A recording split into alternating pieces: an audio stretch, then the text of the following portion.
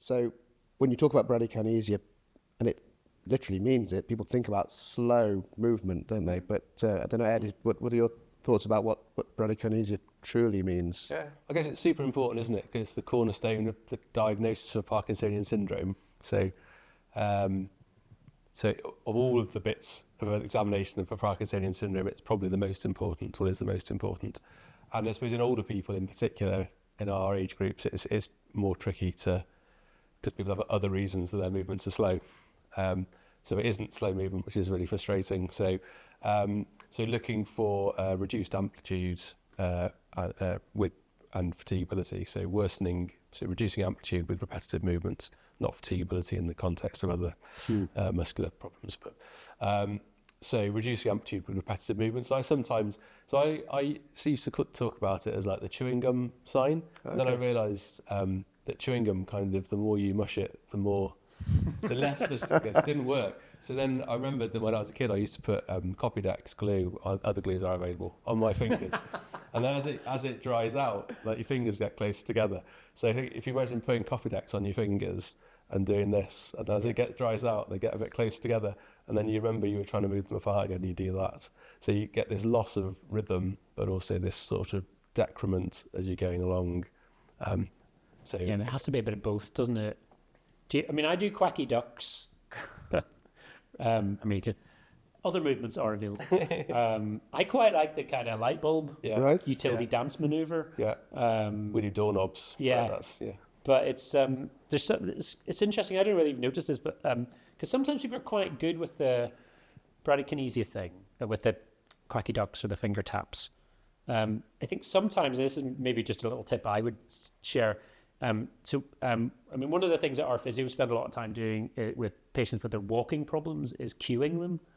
And people can visually cue quite nicely for their walking, but they can also visually cue off what you're showing them if you're trying to assess bradykinesia. So if you show a movement and then keep doing it, it can mask bradykinesia in the person who's actually performing it. Yeah. So I always try to show them what I want them to do, then I stop and then look.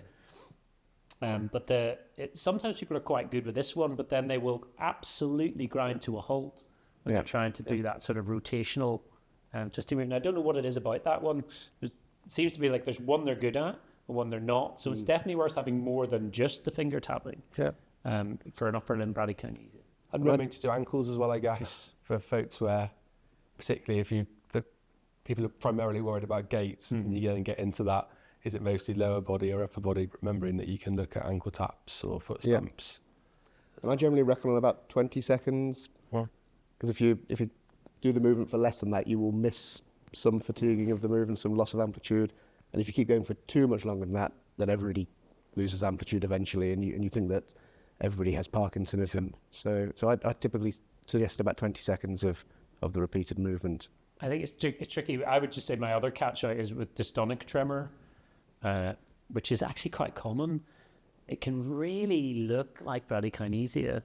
And once you start getting this sort of very erratic tremor superimposed on any movement, it can become really, really hard to say what is really a bradykinetic movement. I find like people need to cut themselves a little bit of slack, right? Yeah, because I think it's hard. Yeah, and that's where you're building your toolbox of like what does the tremor look like? What are the green flags? What are the is this bradykinesia? Does it fit with all the other stuff, or is it just this isolated thing I think I've seen? And if it's that alone,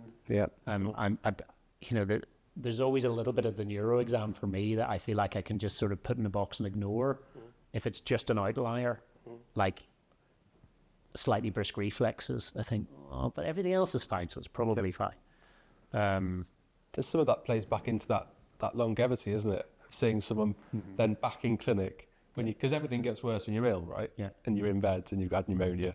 So you come back to clinic and people can look so different. Yeah. One of the things our care of the elderly trainees really miss out on is the fact that we don't have routine follow-up clinics anymore. So no one sees a well older person who's got better. Yes. And you see people you've met in hospital with some Parkinsonism, they come back to clinic, they've still got some Parkinsonism, but it's nowhere near as bad as it looked when they were in hospital. And so having that progression over time is super helpful.